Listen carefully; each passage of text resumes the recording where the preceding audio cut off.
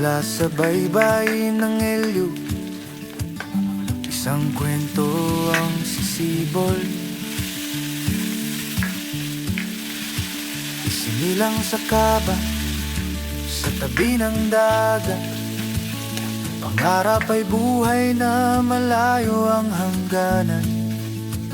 Sumampa sa barko, dala'y pag-asa, ngunit hindi palaro ng ligaya. Sa gitna ng alon at mahabang gabi, may sugat ang pusong di makita ng iba. Kaya pinili ang tahimik na uwi, iwan ang dagat, yakapin ang sarili.